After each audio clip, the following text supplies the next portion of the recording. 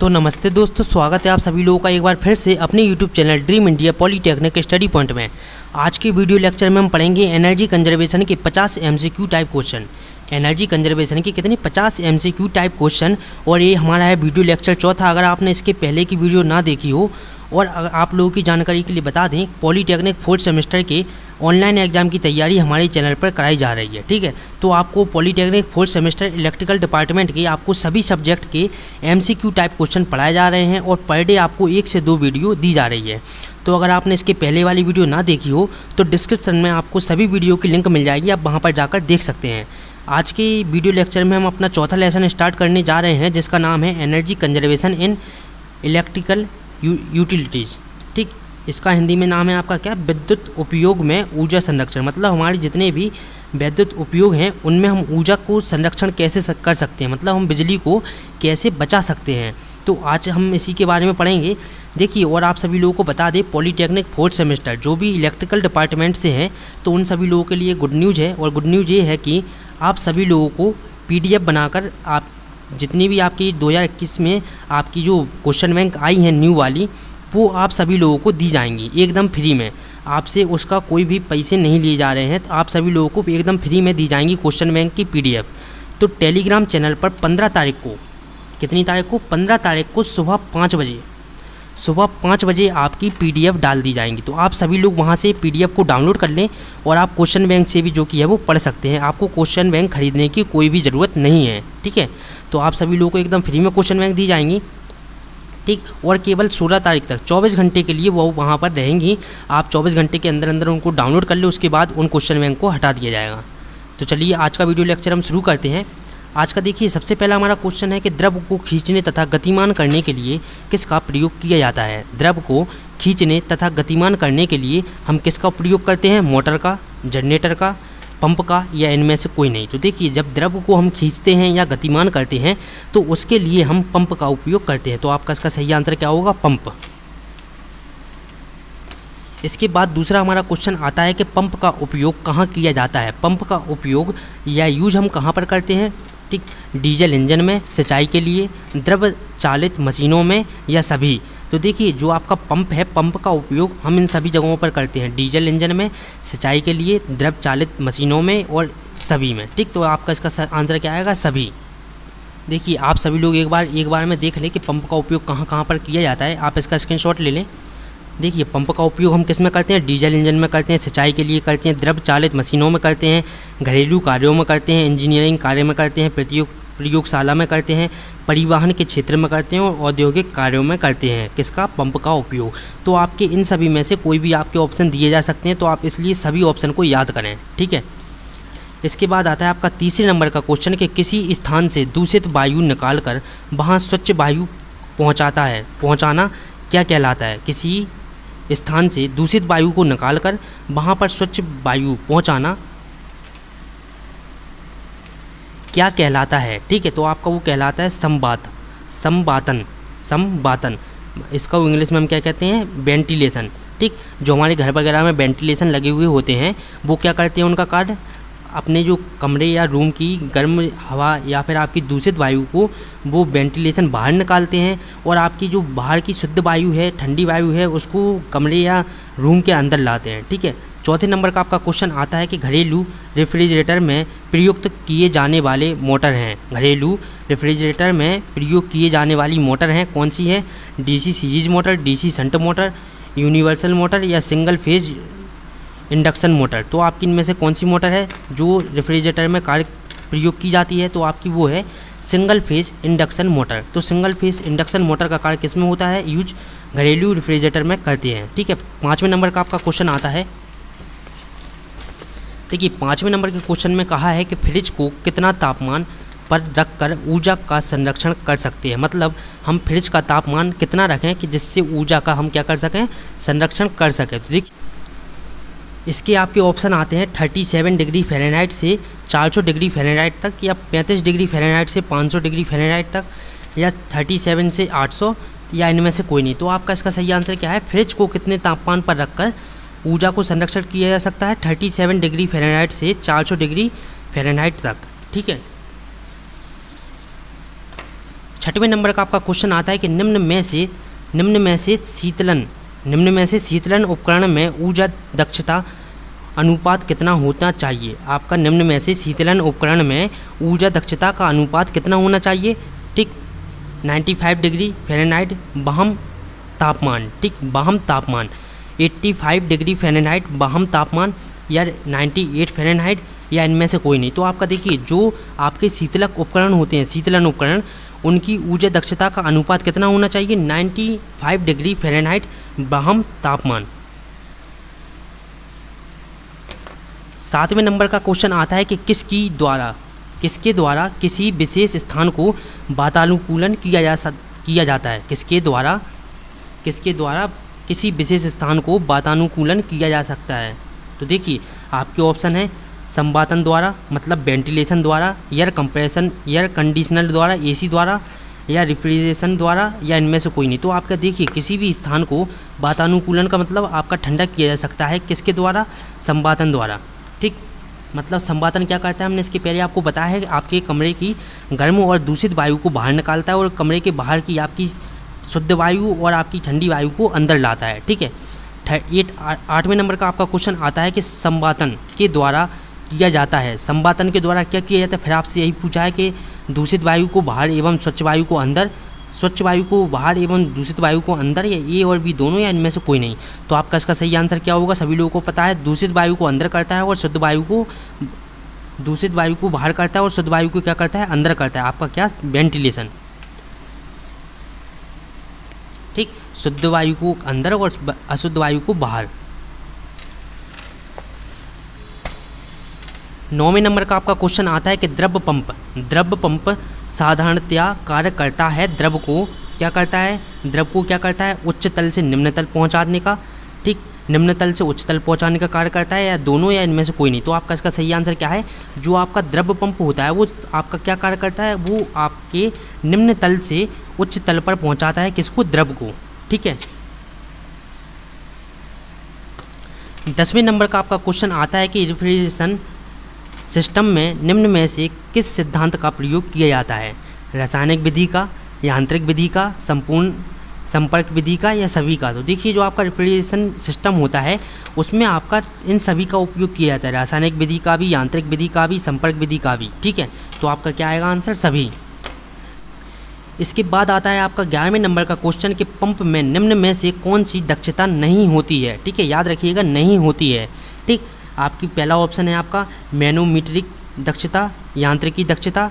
ठीक, दोनों, या इनमें से कोई नहीं। तो आपकी जो पंप में है वो निम्न में से कौन सी दोनों दक्षताएं इसमें नहीं होती हैं। ठीक, तो आपका ऑप्शन आएगा कौन सा, दोनों, मैनोमीट्री दक्षता और यांत्रिकी दक्षता पंप में नहीं होती है। ठीक, 12वें नंबर का क्वेश्चन आता है कि बिजली के उत्पादन का कितने प्रतिशत खर्च हीटिंग, वेंटिलेशन और एयर कंडीशनर एसी में किया जाता है। बिजली का कितना उत्पादन का कितने प्रतिशत हीटिंग, वेंटिलेशन और एसी में किया जाता है। तो आपका 15%, 25%, 35% या 45%। तो आपका इसका सही आंसर है 35%। ठीक है। 13वें नंबर का आपका क्वेश्चन आता है कि HVAC का फुल फॉर्म क्या होता है। HVAC का फुल फॉर्म क्या होता है, heating, ventilation and AC. Heating, ventilation and AC. देखिए आपको HVAC अच्छे से हम पढ़ा देते हैं क्योंकि आपका मोस्ट इम्पॉर्टेंट टॉपिक है HVAC। इसके बारे में आप लोगों को ज़रूर से पता होना चाहिए। आप यहाँ पर केवल इतना पढ़ ले, इसमें से आपका एक आध MCQ टाइप क्वेश्चन बन सकता है कि एनर्जी सेविंग। ठीक, आपका heating, HVAC, heating, ventilation and air conditioner में आपकी एनर्जी को कैसे कंजर्वेशन किया जाता है। ठीक, ऊर्जा को कैसे संरक्षित किया जाता है। देखिए जब HVAC का उपयोग हो रहा हो तो कमरे बंद होना चाहिए। HVAC का मतलब आपकी हीटिंग, वेंटिलेशन और एसी का उपयोग हो रहा हो तो आपके कमरे क्या होना चाहिए, बंद होना चाहिए। जब आवश्यकता हो तभी HVAC का प्रयोग करें। इसके द्वारा हम क्या कर सकते हैं, ऊर्जा संरक्षण कर सकते हैं। ठीक है। मौसम के अनुरूप तापमान को संयोजित करके पंखे का प्रयोग उचित रूप में करके, पंखे का मतलब उपयोग ज़्यादा से ज़्यादा करें। ठीक, और एसी, वेंटिलेशन इन सब का उपयोग कम करें, जिससे हम ऊर्जा को क्या कर सकते हैं, संरक्षित कर सकते हैं। थर्मोस्टेट का प्रयोग करना चाहिए। ठीक, उच्च मांग अवधि से बचकर फिल्टर का मेंटेनेंस करके। ठीक, ठीक। टाइमर का प्रयोग करके, मतलब एक निश्चित समय के लिए HVAC का प्रयोग करें। ठीक। अनावश्यक प्रकाश का उपयोग करके, अगर आप ज़्यादा प्रकाश का उपयोग करेंगे तो आपका कमरा क्या नहीं होगा, ठंडा होगा, तो हमारी ऊर्जा जो कि है वो व्यर्थ होगी। ऊर्जा दक्ष उपकरणों के लिए प्रयोग करके, उचित दक्षता के HVAC का प्रयोग करके, और भवन इंसुलेट करके, और VFD का प्रयोग करके। ठीक है, तो ये थे हमारे क्या HVAC में हम कैसे ऊर्जा को संरक्षित कर सकते हैं। ठीक है, 14वें नंबर का आपका क्वेश्चन आता है। देखिए, जो आपके इंपॉर्टेंट टॉपिक होते हैं वो आपको डिटेल से पढ़ा दिए जाते हैं। ठीक, तो आप लोग परेशान बिल्कुल भी ना हो। पेपर के पहले आपका कोर्स कंप्लीट करा दिया जाएगा, और आज से ही कोशिश की जा रही है कि आपको पर डे 2 क्लास दी जाए। ठीक, पर डे की आपको 2 क्लास मिलेंगी, मतलब कि आपको पर डे 100 MCQ क्वेश्चन पढ़ने को मिलेंगे। ठीक है, प्राथमिक ऊर्जा में जीवाश्म ईंधन की कुल मात्रा, प्राथमिक ऊर्जा में जीवाश्म ईंधन की कितनी मात्रा होती है, 85%, 75%, 95 या 55%। तो आपका प्राथमिक ऊर्जा में जीवाश्म ईंधन की कुल मात्रा होती है 85%। एक पंप में, 15वें नंबर का प्रश्न है आपका, एक पंप में, ठीक, इम्पेलर के व्यास के बढ़ने से क्या बढ़ता है। एक पंप में इम्पेलर के व्यास के बढ़ने से आपका क्या बढ़ता है, प्रवाह में वृद्धि होती है, हैंड कम होता है। ठीक, हेड कम होता है, शक्ति घट जाती है, या सभी। तो आपका क्या होता है, प्रवाह में वृद्धि हो जाती है। 16वें नंबर का आपका प्रश्न आता है कि पंपिंग सिस्टम में बड़े व्यास के पाइप को स्थापित करने से कमी आती है। किस में कमी आती है, स्टेटेड हेड में या डायनामिक हेड में, या दोनों, या इनमें से कोई नहीं। तो देखिए, इनमें से कोई नहीं आपका आंसर है। ठीक, 17वें नंबर का आपका क्वेश्चन आता है कि निम्न में से डिस्चार्ज दबाव पर एक ही पारस्परिक वायु कंप्रेसर अधिकतम बिजली की क्या करता है, खपत करके क्या कर सकते हैं हम, 3 बार 5 किलोग्राम प्रति सेंटीमीटर स्क्वायर, और 9 PSI, और आपका कितना है 500 kPa। तो इसका आपका सही आंसर क्या होगा, 9 PSI। 18वें नंबर का आपका क्वेश्चन आता है कि समुद्र की सतह की तुलना में अधिक ऊंचाई पर वायु कंप्रेसर का प्रदर्शन कम होता है। क्या होता है, वायु कंप्रेसर का प्रदर्शन कम होगा। यह सच बात है या झूठ है। देखिए, जब आपकी समुद्र की सतह की तुलना में अधिक ऊंचाई पर वायु कंप्रेसर का क्या होगा, प्रदर्शन कम हो जाएगा। हाँ, ये बात सच है। ठीक है, तो आपका क्या आएगा, यह सच है। 19 नंबर के क्वेश्चन में आपसे कहता है कि एक मल्टी स्टेट कंप्रेसर में इंटरकूलिंग का उद्देश्य क्या होता है। एक मल्टी स्टेट कंप्रेसर में आपकी इंटरकूलिंग का उद्देश्य क्या होता है, हवा में नमी को दूर करना या संपीड़न के काम को कम करना। तो आपका इसका सही आंसर क्या होगा, संपीड़न के काम को कम करना। 20वें नंबर का आपका क्वेश्चन आता है कि एक फ्रिज में ठंडा कॉइल एक ठंड का गठन COP में सुधार करता है, ऊष्मा हस्तांतरण बढ़ जाती है, या बिजली की खपत को कम करता है, या बिजली की खपत को बढ़ाता है। तो आपका इसका आंसर क्या है, एक फ्रिज में ठंडा कॉइल पर ठंडा का गठन बिजली की खपत को क्या करता है, बढ़ाता है। 21वें नंबर में आपसे पूछा है कि एक प्रशीतन प्रणाली में विस्तार डिवाइस के बीच जुड़ा होता है। एक प्रशीतन प्रणाली में विस्तार डिवाइस के बीच क्या जुड़ा हुआ था, संघनित्र और बाष्पीकरण। ठीक है, 22वें नंबर का आपसे क्वेश्चन पूछता है कि नमी का किलोग्राम प्रति शुष्क वायु का किलोग्राम के रूप में परिभाषित किया गया है। इसमें आपके ऑप्शन है, पहला ऑप्शन है आपका निरपेक्ष आर्द्रता, सापेक्ष आर्द्रता, परिवर्तनीय आर्द्रता, या आपका क्या है ओसोर्ग। ठीक, तो आपका इसमें सही आंसर क्या है, निरपेक्ष आर्द्रता। 23वें नंबर के क्वेश्चन में आपसे पूछा है कि कंप्रेसर में एक एयर ड्रायर का मूल कार्य क्या होता है। ठीक, आपका इसका मूल कार्य क्या होता है, आफ्टर कूलर के डाउन स्ट्रीम पर नमी निकालें। आफ्टर कूलर के क्या करें, डाउन स्ट्रीम पर नमी निकालें। ठीक, 24 नंबर की आपने पूछा है, ठीक है, एयर कंडीशनर के स्टार लेवलिंग में प्रयोग पैरामीटर हैं। स्टार लेवलिंग में प्रयोग पैरामीटर कौन से हैं? COP, EER, KW प्रति TR और आपका क्या है EPI।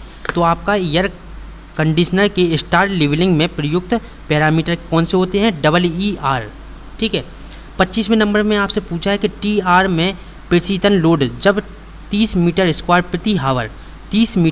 प्रति हावर पानी को 14 डिग्री सेल्सियस से 6.5 डिग्री सेल्सियस तक ठंडा किया जाता है तो क्या होता है? 74.4, ठीक, 64.5, 26, 1.6 या इनमें से कोई नहीं। तो आपका क्या होता है? 74.4 हो जाता है। ठीक है, आपका क्या होता है? TR में प्रदर्शित लोड, ठीक, क्या हो जाता है? 74.4 हो जाता है। 26 नंबर के क्वेश्चन में आपसे पूछा है कि राउल्ट के नियम से नकारात्मक विचलन वाले सर्द शोषक मिश्रण के लिए मिश्रण प्रक्रिया ऊष्माक्षेपी है। मिश्रण प्रक्रिया क्या है? ऊष्माक्षेपी है।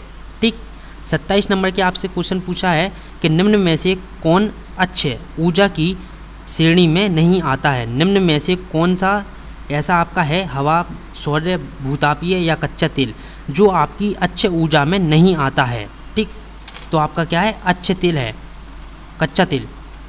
ठीक, आपका जो अच्छे ऊर्जा है वो सोलर ऊर्जा होती है, हवा होती है, भूतापीय होती है, लेकिन आपका जो कच्चा तेल है वो आपकी अच्छे ऊर्जा नहीं होती है। ठीक, ये आपके कुछ फर्स्ट लेसन और सेकंड लेसन के क्वेश्चन आपको दोबारा रिपीट कराए जा रहे हैं ताकि आप इनको भूलें ना, और जो आपके फर्स्ट और सेकंड लेसन में कुछ क्वेश्चन बचे थे उनको यहाँ पर हम इस वीडियो लेक्चर में कवर कर रहे हैं। ठीक, 28वें नंबर के प्रश्न में आपसे पूछा है कि तेल समकक्ष के टन बराबर होता है। तेल समकक्ष के टन बराबर होता है 10 × 10⁶ 11,630 या आपका 41,870 या ये सभी। तो आपका इसका सही आंसर क्या है? ये सभी।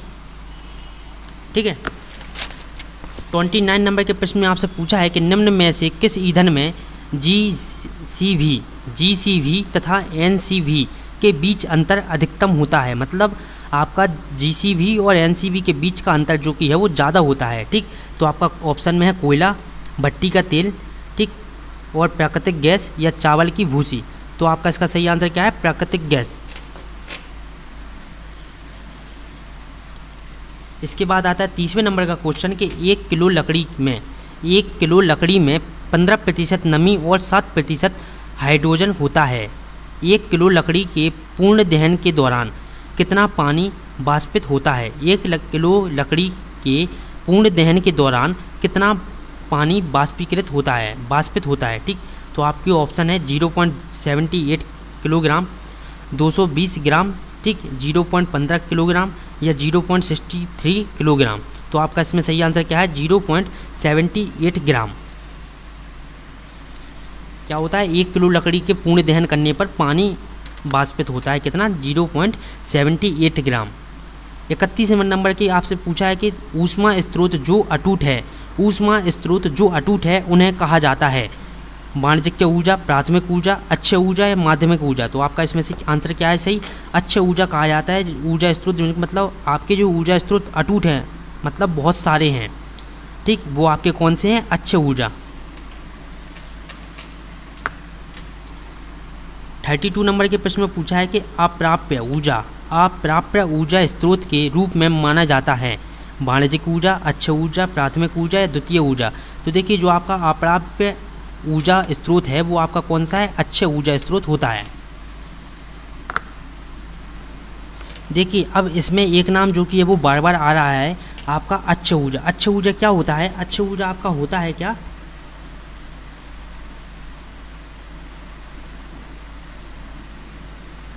नवीनीकरणीय ऊर्जा ही आपका क्या क्या कहलाता है? अच्छे ऊर्जा कहलाता है। ठीक है, 33 नंबर का आपका क्वेश्चन आता है। 33 नंबर में आपसे पूछा है कि विश्व गैस के भंडार के आखिरी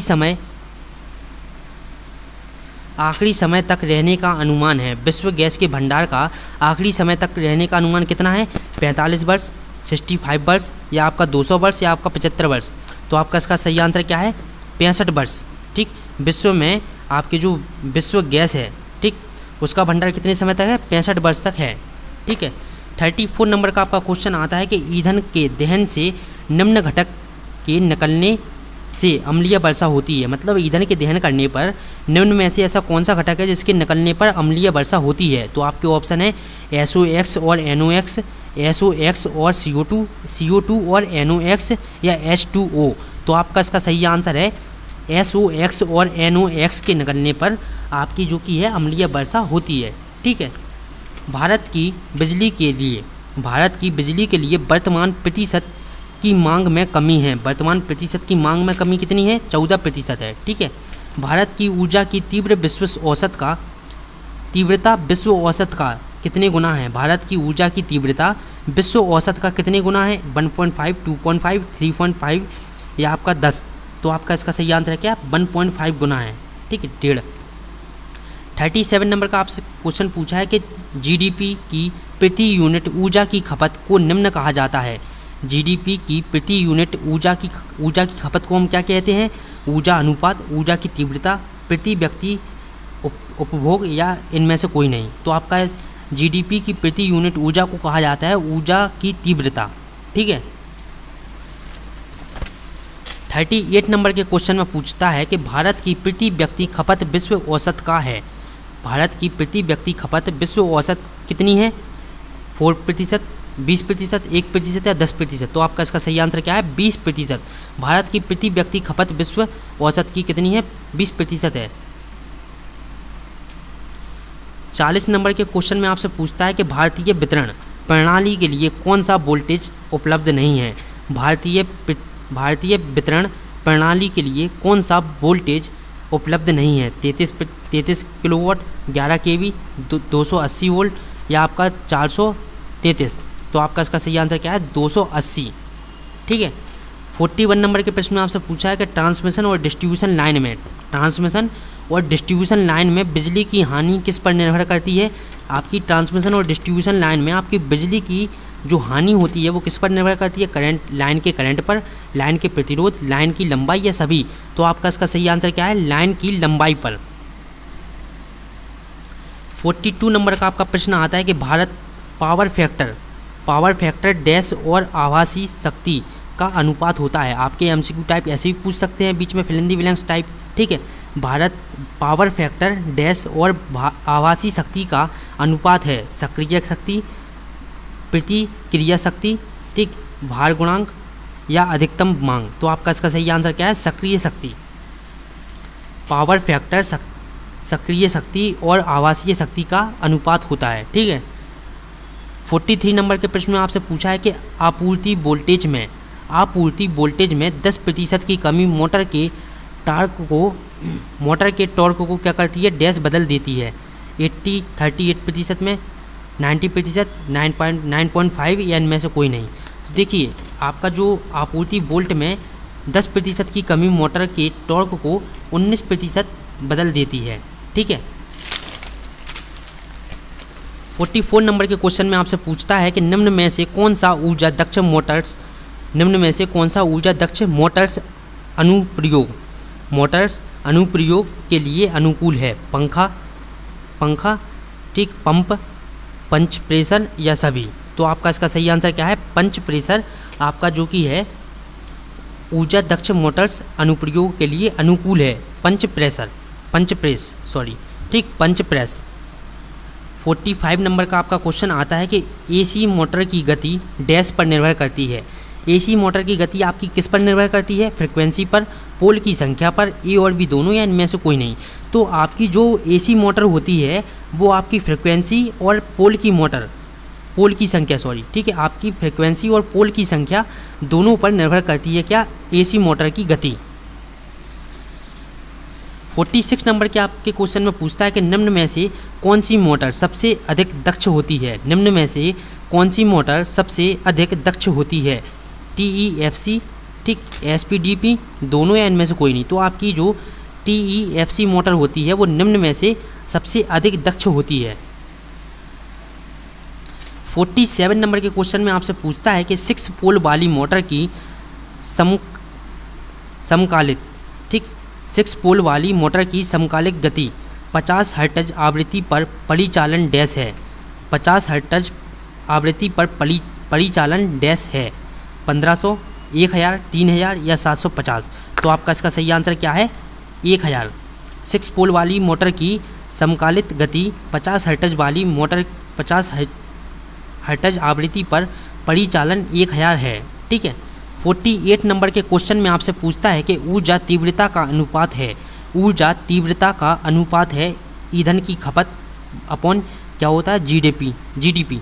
ठीक, जीडीपी अपॉन ईंधन की खपत, जीडीपी अपॉन ऊर्जा खपत, या आपका ऊर्जा खपत अपॉन जीडीपी। तो आपका इसका सही आंसर क्या है? ऊर्जा तीव्रता का अनुपात होता है जीडीपी अपॉन ईंधन की खपत अपॉन जीडीपी। सॉरी, ठीक है।